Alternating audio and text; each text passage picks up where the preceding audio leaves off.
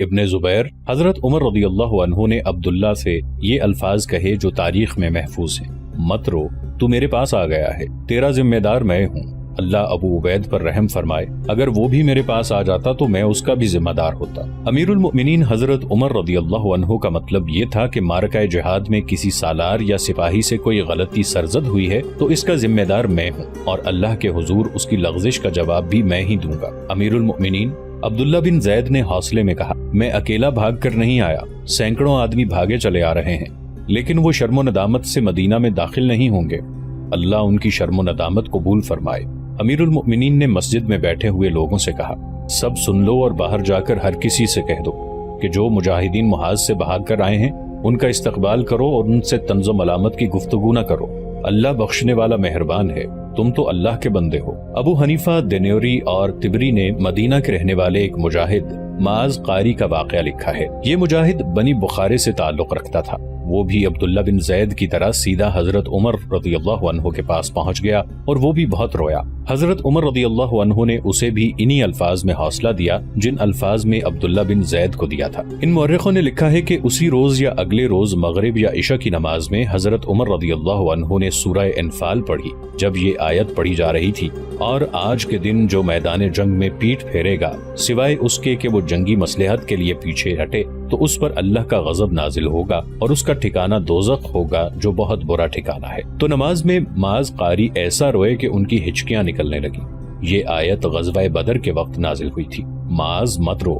نماز کے بعد حضرت عمر رضی اللہ عنہ نے اسے کہا، مت رو معاذ، تو میری پناہ میں آ گیا ہے، میں تیرا ذمہ دار ہوں۔ یہ تینوں مورخ لکھتے ہیں کہ امیر المؤمنین کے اس مشفقانہ سلوک کے باوجود معاذ قاری کی جذباتی حالت یہ رہی کہ جب کبھی یہ آیت سنتا تو زار و قطار رونے لگتا۔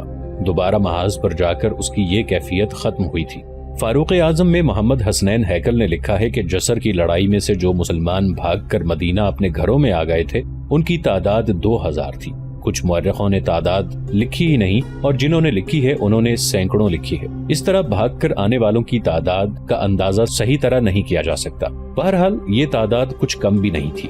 مبصر لکھتے ہیں کہ حضرت ابو بکر صدیق رضی اللہ عنہ نے حضرت عمر رضی اللہ عنہ کو خلیفہ مقرر کیا تھا تو ایک سردار نے حضرت عمر رضی اللہ عنہ کی مخالفت میں یہ دلیل دی تھی کہ عمر رضی اللہ عنہ سخت مزاج اور غصیلے ہیں اور کسی کو معاف نہیں کرتے۔ حضرت عمر رضی اللہ عنہ نے خلافت کی ذمہ داریاں سنبھالتے ہی اپنے خلاف سب کے شکوک رفع کر دیے تھے اور مخالفین مطمئن ہو گئے تھے۔ لیکن معرکہ جسر سے بھاگ آنے والوں کے ساتھ حضرت عمر رضی اللہ عنہ نے جو مشفقانہ رویہ اختیار کیا اس نے ان کے دشمنوں کے بھی دل موہ لیے۔ سب کو یہ توقع تھی کہ امیر المؤمنین ان بھگوڑوں کو اگر درے نہیں مروائیں گے تو ان پر عتاب نازل کریں گے اور انہیں لعنت و ملامت کا نشانہ بنائیں گے، لیکن حضرت عمر رضی اللہ عنہ کی زبان سے یہی الفاظ نکلتے تھے کہ ان کا ذمہ دار میں ہوں، یہ دوبارہ محاذ پر جائیں گے۔ اور وہ جو محاذ سے بھاگ آئے اور اپنے ان 3000 ساتھیوں کا ساتھ چھوڑ آئے تھے جو مثنہ بن حارثہ کے ساتھ تھے، وہ کس حال میں تھے؟ ان کی جذباتی کیفیت کیا تھی؟ مستند مورخوں نے اس سوال کا بڑے واضح جواب دیا ہے۔ ایک مثال ابو شداد کی ہے جس کا تعلق بنو تمیم سے ہے۔ وہ مدینہ سے کچھ دور چھوٹے سے ایک گاؤں کا رہنے والا تھا۔ اس قبیلے کے چند ہی ایک آدمی عراق کے محاذ پر گئے تھے جن میں ادھیڑ عمر ابو شداد بھی تھا۔ اس کا ایک ہی بیٹا تھا جس کی عمر 16-17 سال تھی، اس سے چھوٹی 3 یا 4 بیٹیاں تھیں۔ میں تیرے بیٹے کو تیرے لیے زندہ رکھوں گا، ابو شداد نے اپنی بیوی سے کہا تھا۔ میں نہ رہا تو تیرے اور تیری بیٹیوں کے سر پر اس بیٹے کا ہاتھ ہوگا، اس پر جہاد کا جو فرض عائد ہوتا ہے وہ میں ادا کروں گا، اکلوتے بیٹے کا میرے بعد زندہ رہنا ضروری ہے۔ یہ کہہ کر وہ اس لشکر کے ساتھ عراق کے محاذ پر چلا گیا تھا جو ابو عبید کے ساتھ گیا تھا۔ معرکہ جسر کے بہت دنوں بعد ایک رات ابو شداد کے دروازے پر دستک ہوئی، اس کے ساتھ گھوڑا ہنہنایا۔ ابو شداد کی بیوی جاگ اٹھی اور بیٹے کو جھنجھوڑ کر جگاتے ہوئے کہا کہ دیکھو تیرا باپ آیا ہے، میں نے گھوڑے کی آواز بھی سنی ہے۔ ماں بیٹا دوڑے گئے اور دروازہ کھولا۔ باہر ابو شداد گھوڑے سے اترا کھڑا تھا۔ بیٹا باپ سے لپٹ گیا لیکن فوراً پیچھے ہٹ گیا۔ خون؟ بیٹے نے کہا، کیا یہ خون آپ کا ہے یا دشمن کا خون آپ کے کپڑوں پر پڑا ہوا ہے؟ بیٹے نے باپ کے گھوڑے کی باگ پکڑتے ہوئے کہا، اندر آ جائیں، میں گھوڑا باندھتا ہوں، آپ خاموش کیوں ہیں؟ ابو شداد کی بیوی نے اس سے پوچھا، کیا آپ بہت زیادہ زخمی ہیں؟ نہیں، ابو شداد نے کہا، جسم کا زخم معمولی ہے، روح کا زخم گہرا ہے، میں اندر نہیں آؤں گا۔ میری بات سن بیٹے، میں عراق کے محاذ سے شکست کھا کر آیا ہوں، وہ لڑائی بہت ہی ظالم تھی، شاید ہی کوئی مسلمان زندہ رہا ہوگا۔ زندہ مجھ جیسے رہے جو بھاگ آئے ہیں، لیکن راستے میں اس احساس نے میرا گلا دبا لیا ہے کہ باقی مارے گئے ہیں تو مجھے بھی ان کے ساتھ مر جانا چاہیے تھا۔ پھر راستے میں مجھے اپنے کچھ ساتھی مل گئے جو میری طرح بھاگ کر آ رہے تھے۔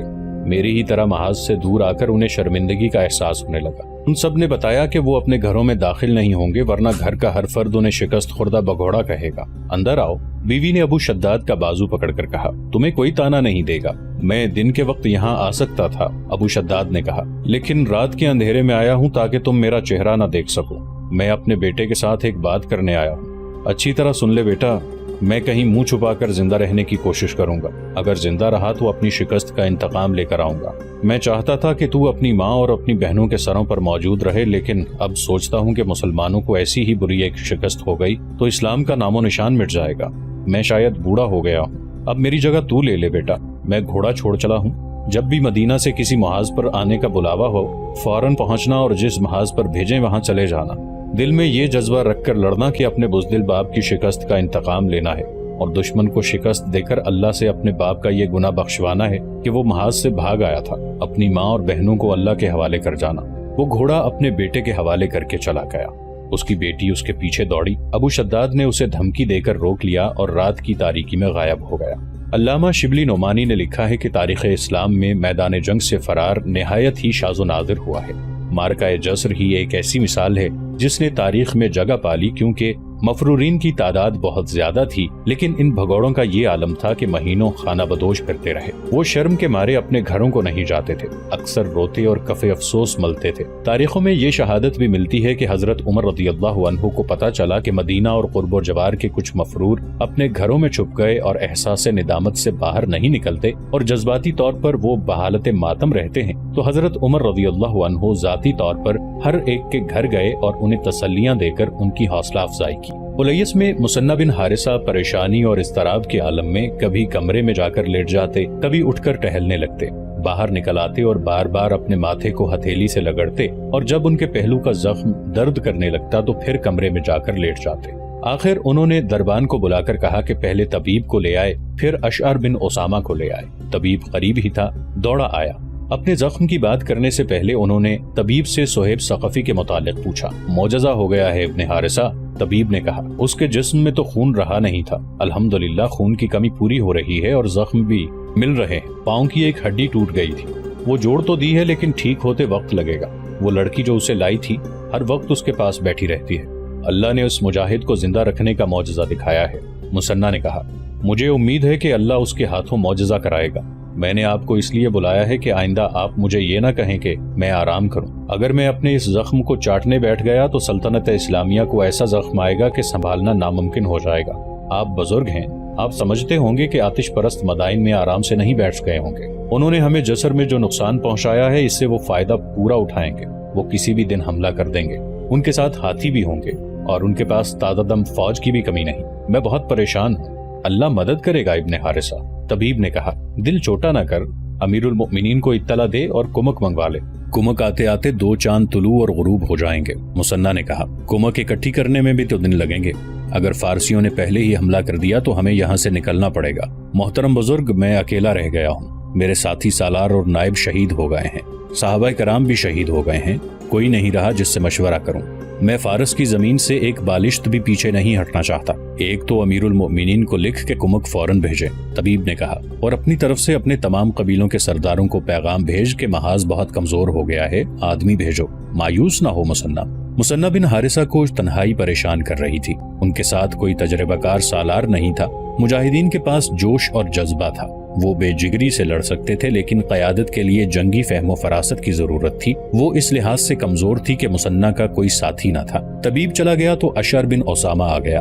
یہ مجاہد تجربہ کار جاسوس تھا جو پہلے ایک بار پاگل کے بہروپ میں اور دوسری بار یہودی ربی یعنی مذہبی پیشوا بن کر مدائن گیا اور دونوں بار کچھ عرصہ وہاں رہ کر بڑی کارآمد معلومات لے آیا تھا۔ ان سے مسلمانوں کے لشکر کو بہت فائدہ پہنچا تھا۔ ابن اسامہ، مثنہ بن حارثہ نے اسے کہا، تو دیکھ رہا ہے ہمارے پاس کچھ نہیں رہا، اگر مدائن سے فوج اچانک آ گئی تو ہم یہاں سے نکل بھاگنے کے سوا کچھ نہیں کر سکیں گے۔ اپنا کمال ایک بار پھر دکھا دے، تو بہتر جانتا ہے کس بہروپ میں وہاں جائے گا۔ میں چاہتا ہوں کہ مدائن سے فوج نکلے تو مجھے ایک دن پہلے خبر ہو جائے، میں 3-4 جگہوں پر گھات لگا کر اس فوج کو راستے میں ختم کر سکتا ہوں۔ ایسا ہی ہوگا سپہ سالار؟ اشعر بن اسامہ نے کہا انشاءاللہ ایسا ہی ہوگا۔ میں اگر واپس نہ آؤں تو اس کا مطلب یہ ہوگا کہ مدائن میں فوج کی کوئی نقل و حرکت نہیں، آپ اطمینان سے تیاری کرتے رہیں۔ مثنہ بن حارثہ نے امیر المؤمنین حضرت عمر رضی اللہ عنہ کے نام پیغام لکھوایا جس میں زیادہ سے زیادہ کمک کی درخواست کی اور لکھا کہ کمک نہ پہنچنے کا نتیجہ اس کے سوا اور کچھ نہ ہوگا کہ ہمیں فارس سے جانیں بچا کر نکلنا پڑے گا، اور اگر مقابلہ کیا تو ہم میں سے کوئی ایک بھی زندہ نہیں رہے گا۔ امیر المؤمنین کو جسر کی لڑائی، اپنی تباہی اور پسپائی کی ہر ایک بات سنانا۔ مثنہ بن حارثہ نے قاصد سے کہا یہ بھی بتانا کہ ہم نے اولیس میں اپنی شکست کا انتقام تو لے لیا ہے، 3000 کی نفری سے ہم کب تک اتنی بڑی فوج کا مقابلہ کر سکیں گے، اور راستے میں کم سے کم رکنا، جتنی جلدی پہنچ سکو اتنا ہی بہتر ہے، حالات تمہارے سامنے ہیں۔ قاصد کو رخصت کر کے مثنہ بن حارثہ نے اپنے لشکر میں مختلف قبائل کے ایک ایک آدمی کو بلایا جو قبیلے کا سردار تھا یا قبیلے میں پر اثر حیثیت رکھتا تھا۔ ان سب کو مثنہ نے کہا کہ صورتحال ان کے سامنے ہے، ہر میدان میں فتح حاصل کرتے کرتے میدان کے قریب پہنچ گئے تو ایسی صورتحال ہوئی کہ اس زمین پر ٹھہرنا محال ہو گیا ہے، اور یہ تمہاری بزدلی نہیں تھی۔ مثنہ نے کہا میں نے تمہیں پسپا کرایا تھا، اور سپہ سالار ابو عبید کی غلطی تھی جس کی سزا تم سب کو ملی۔ تم نے ہاتھیوں کا مقابلہ کیا اور تمام ہاتھیوں کو اگلی لڑائیوں کے لیے بیکار کر دیا۔ میں نے امیر المؤمنین کو پیغام بھیج دیا ہے، میں نے لکھا ہے کہ جو مجاہدین پیچھے ہٹائے تھے وہ بھاگ کر نہیں آئے۔ میرے رفیقو، اگر ہمیں ایسی ایک اور شکست ہوئی تو تم میں سے بہت سے مارے جائیں گے، اور جو زندہ رہیں گے وہ باقی عمر آتش پرستوں کی غلامی میں ان کی جوتیاں چاٹتے گزاریں گے۔ اور اپنے ان بھائیوں کی طرف بھی دیکھو جو رومیوں پر غالب آ کر شام کو سلطنت اسلامیہ میں شامل کر چکے ہیں، کیا وہ ہمیں بزدل نہیں کہیں گے؟ اپنے قبیلوں میں جاؤ اور لوگوں کو بتاؤ کہ ہماری مدد کو وہ اگر نہ آئے تو عرب کی مقدس سرزمین پر آتش پرستوں کی بادشاہی ہوگی، اور پھر تم جانتے ہو اس کا نتیجہ کیا ہوگا، ہم اللہ اور رسول اللہ صلی اللہ علیہ وآلہ وسلم کے مجرم ہوں گے۔ مثنہ بن حارثہ نے قبیلوں کے ان سرکردہ افراد کو مشتعل کر کے ان کے قبیلوں کو بھیج دیا۔ مثنہ نے محسوس کیا کہ اولیس محفوظ مقام نہیں، انہوں نے اپنے لشکر کو ایک روز سباخ کی طرف کوچ کا حکم دیا۔ سباخ خفان اور قادسیہ کے درمیان ایک مقام تھا جو عراق اور عرب کی سرحد کے قریب تھا۔ مثنہ بن حارثہ کا قاصد جو مدینہ کو روانہ ہوا تھا وہ تیز جا رہا تھا۔ اسے اور مثنہ کو معلوم تھا کہ امیر المؤمنین کو پہلے ہی پتا چل چکا ہے کہ مثنہ کے لشکر پر کیا بیتی ہے۔ محاذ سے بھاگ آنے والوں میں عبداللہ بن زید سب سے پہلے امیر المؤمنین کے پاس پہنچا اور انہیں معرکہ جسر کے واقعات سنا چکا تھا۔ حضرت عمر رضی اللہ عنہ کی جذباتی حالت یہ تھی کہ ایک طرف وہ محاذ سے بھاگ کر آنے والوں کے لیے سراپا لطف و کرم اور مجسم شفقت تھے، اور اس کے ساتھ ہی ان کے اتعاب اور اضطراب کا یہ عالم تھا کہ آرام ترک کر دیا اور ایک ہی سودا سوار ہو گیا کہ اس شکست کو بہت جلد فتح میں بدلنا ہے۔ حضرت عمر رضی اللہ عنہ نے انتظامی امور اور انقلابی اصلاحات میں شہرت پائی تھی۔ انہوں نے خلافت کے تمام امور اور مسائل کو الگ رکھ دیا اور قبائل کے سرداروں کو اپنے ہاں اس مقصد کے لیے بلوا لیا کہ مثنہ کو کمک دینے کے لیے زیادہ سے زیادہ آدمی دیں۔ سب سے پہلے آدمی جو حضرت عمر رضی اللہ عنہ کے پاس آیا وہ بنو نجلہ کا ایک سرکردہ فرد جریر بن عبداللہ تھا۔ حضرت عمر رضی اللہ عنہ نے اسے عراق کے محاذ کی صورتحال سے آگاہ کیا، پھر کہا کہ وہ محاذ کے لیے آدمی دے۔ جریر بن عبداللہ نے ایک سیاسی مسئلہ پیدا کر دیا تھا جو یہ تھا کہ بنو بجیلہ کے لوگ چھوٹے چھوٹے قبائل میں بکھرے ہوئے تھے۔ جریر نے رسول اللہ صلی اللہ علیہ وآلہ وسلم کی زندگی میں آپ صلی اللہ علیہ وآلہ وسلم کے سامنے یہ مسئلہ پیش کیا تھا کہ بنو بجیلہ کے تمام قبائل کو یکجا کر کے ان کا ایک سردار مقرر کیا جائے۔ حضور صلی اللہ علیہ وآلہ وسلم کی زندگی نے وفا نہ کی۔ اس کے بعد فتنہ ارتداد شروع ہو گیا۔ جریر نے سرداری کا مسئلہ خلیفہ اول حضرت ابو بکر صدیق رضی اللہ عنہ کے سامنے رکھ دیا۔ کیا تم دیکھ نہیں رہے ہم کہاں مصروف ہیں؟ حضرت ابو بکر رضی اللہ عنہ نے جریر بن عبداللہ سے کہا تھا، ہم رومیوں اور فارسیوں سے ٹکر لے بیٹھے تھے کہ مرتدین نے ہمارے لیے ایک اور مسئلہ پیدا کر دیا ہے اور تم اپنی سرداری کا مسئلہ لے کر آ گئے ہو۔ اس وقت ضرورت یہ ہے کہ اپنے زیادہ سے زیادہ آدمی ساتھ لے کر شام کے محاذ پر چلے جاؤ، پھر جب ادھر سے فراغت ہوگی تو تمہاری سرداری کی طرف توجہ دیں گے۔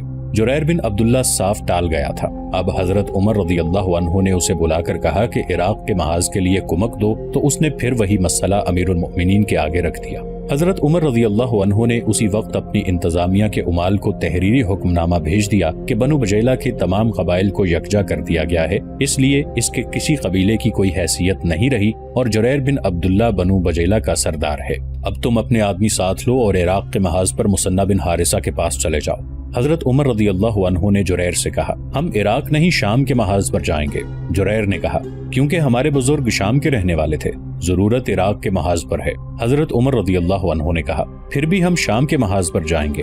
جریر نے کہا تجھ پر خدا کی لعنت۔ حضرت عمر رضی اللہ عنہ کا مزاج برہم ہو گیا، طنزیہ لہجے میں بولے تو اپنے قبیلے کے لیے اجرت لینا چاہتا ہے، میں اجرت دیتا ہوں۔ مال غنیمت جو تیرے قبیلے کے اور تیرے حصے میں آئے گا وہ تو تم لوگوں کا ہوگا، میں تجھے خمس میں مزید چوتھائی حصہ دوں گا۔ ایک مورخ ابن خلکان نے چند ایک مورخوں کے حوالے سے لکھا ہے کہ محاذ کی ضرورت شدید نہ ہوتی تو حضرت عمر رضی اللہ عنہ جریر کے ساتھ بہت برا سلوک کرتے، لیکن امیر المؤمنین نے ضبط سے کام لیا۔ محمد حسنین ہیکل لکھتا ہے کہ جریر نے اتنی بار عراق جانے سے انکار اور شام جانے پر اصرار کیا کہ حضرت عمر رضی اللہ عنہ غصے سے سرخ ہو گئے، لیکن ضرورت ایسی تھی کہ انہیں غصہ پی کر سودے بازی کرنی پڑی۔ جریر نے یہ سودا قبول کر لیا اور اپنے قبیلے کے آدمیوں کو تیار کرنے کے لیے چلا گیا۔ کئی ایک قبیلوں کے سردار آئے ہوئے تھے۔ حضرت عمر رضی اللہ عنہ نے سب سرداروں کو اپنے پاس بلا لیا۔ کیا تم بھی جہاد پر جانے کی اجرت لوگے؟ حضرت عمر رضی اللہ عنہ نے پوچھا کیا اللہ اور اللہ کے رسول صلی اللہ علیہ وآلہ وسلم کے فرائض اجرت پر پورے کیا کرو گے؟ کیا تم بھی شہیدوں کا خون بیچنے آئے ہو؟ خدا کی قسم ابن خطاب، ایک سردار نے کہا تو جو کہہ رہا ہے یہ تیرے دل کی آواز نہیں، لوگ کہتے تھے کہ عمر وسیلہ ہے، اسے خلیفہ نہ بناؤ، کیا تو ہمیں یہ بتانا چاہتا ہے کہ یہ لوگ ٹھیک ہی کہتے تھے؟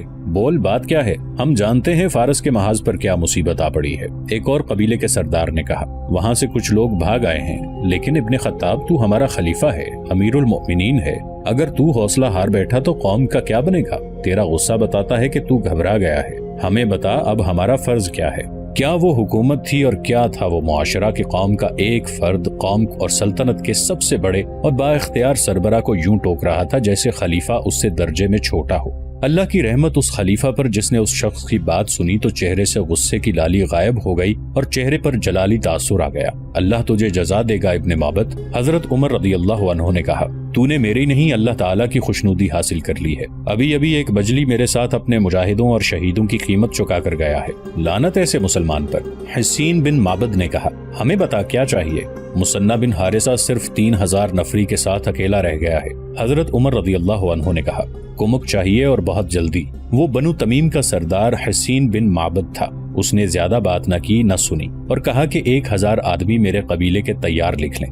حسین بن معبد کے بولنے کی دیر تھی کہ باقی سب سردار بھی بول پڑے اور چلے گئے۔ جو کمک تیار ہو گئی اس کی تفصیل تاریخ کے مطابق یہ ہے۔ بنو تمیم 1000 آدمی، ان کا قائد حسین بن معبد تھا۔ قبیلہ ازد کا سردار مخنف بن سلیم اپنی قیادت میں 700 گھڑ سوار لے کر آیا۔ حاتم طائی کا بیٹا سب سے زیادہ پیادہ اور گھوڑ سوار لایا، کسی بھی مورخ نے تعداد نہیں لکھی۔ قبیلہ رباب بنو کنانہ، قسم بنو ختلہ، قسم بنو حنزلہ اور بنو حبہ نے بھی بڑے بڑے جائش اکٹھے کر دیے، لیکن تعداد معلوم نہیں۔ ان کے قائد ارفجہ بن حرثمہ اور غالب بن عبداللہ تھے۔ بنو بجیلہ کا سردار جریر 2000 سے کچھ زیادہ پیادے اور سوار لے آیا۔ اللہ کی راہ میں لڑنے والوں کی مدد اللہ ہی کیا کرتا ہے۔ عراق کے محاذ پر جانے کا جوش اور ولولہ ایسا پھیلا کہ 2 عیسائی قبائل بنو نمر اور بنو تغلب کے بھی 2 سردار حضرت عمر رضی اللہ عنہ کی خدمت میں پہنچے۔ ایک انس بن حلال تھا اور دوسرا ابن مروہ۔ امیر المؤمنین ان دونوں میں سے ایک سردار نے کہا اگر مذہب کی پابندی نہ ہو تو ہم بھی آپ کے ساتھ ہیں، ہم عرب کے باشندے ہیں، آج عرب اور عجم کا مقابلہ ہے، ہم عرب کی ناموس پر مٹ مٹنے کو تیار ہیں، مذہب کی کوئی پابندی نہیں۔ حضرت عمر رضی اللہ عنہ نے کہا تم ہمارے بھائی ہو، اللہ تمہیں اس کا اجر دے گا۔ مورخ ولیم سکاٹ نے لکھا ہے کہ ان عیسائیوں میں مسلمانوں جیسا ہی جذبہ تھا، چونکہ عرب کے عام قبیلوں نے اپنے آدمی دیے تھے، اس لیے عیسائی سرداروں نے سوچا کہ وہ اس سلسلے میں خاموش رہے تو مسلمان انہیں اپنا ہمدرد نہیں سمجھیں گے۔ چنانچہ انہوں نے محاذ پر بھیجنے کے لیے جو آدمی دیے ان کی صحیح تعداد کسی بھی تاریخ میں نہیں ملتی، سب نے تعداد ہزاروں لکھی ہے۔ اس تعداد میں اکثریت سواروں کی تھی۔ یہ لا تعداد بلکہ بے شمار کمک عراق کے محاذ کو روانہ کر دی گئی۔ جب مثنی بن حارثہ کا قاصد مدینہ پہنچا اس وقت یہ کمک روانہ ہو گئی تھی۔ ادھر مثنی بن حارثہ نے عرب کے ان قبیلوں کے سرداروں کی طرف اپنے آدمی بھیج دیے تھے جو عرب کی سرحد کے ساتھ ساتھ رہتے تھے۔ ان قبیلوں نے بھی لبیک کہہ کر اچھی خاصی تعداد روانہ کر دی تھی۔ یہاں قابل ذکر بات یہ ہے کہ جب کمک عراق کے محاذ کو جا رہی تھی تو وہ تمام آدمی جو جسر کے مارکے سے بھاگ آئے تھے اور شرم کے مارے ادھر ادھر چھپ گئے تھے وہ سب بھی باہر آ گئے اور کمک کے پیچھے پیچھے چل پڑے۔ وہ ندامت اور خفت سے اور گناہ کے احساس سے نجات حاصل کرنے کے لیے محاذ کو جا رہے تھے۔ ان کی تعداد 1000 سے کم نہیں اور 2000 سے زیادہ نہیں تھی۔ ان میں ابو شداد بھی تھا جو نہ جانے کہاں چھپتا رہا اور اس کا بیٹا پہلے ہی اس کے قبیلے کے مجاہدین کے ساتھ جا رہا تھا۔ اسے معلوم نہیں تھا کہ اس کا باپ بھی پیچھے پیچھے آ رہا ہے۔ مدائن میں یہودیوں کا ایک مذہبی پیشوا شہر سے نکلا۔ وہ چند دانوں والی تسبیح ہاتھ میں لیے چلا جا رہا تھا۔ ایک گھوڑا سوار کہیں شہر کی طرف سے آ رہا تھا۔ سوار یہودی تھا، اس لیے اپنے مذہبی پیشوا کے قریب آ کر احتراماً گھوڑا روک لیا اور گھوڑے سے اتر کر پیشوا سے ہاتھ ملایا۔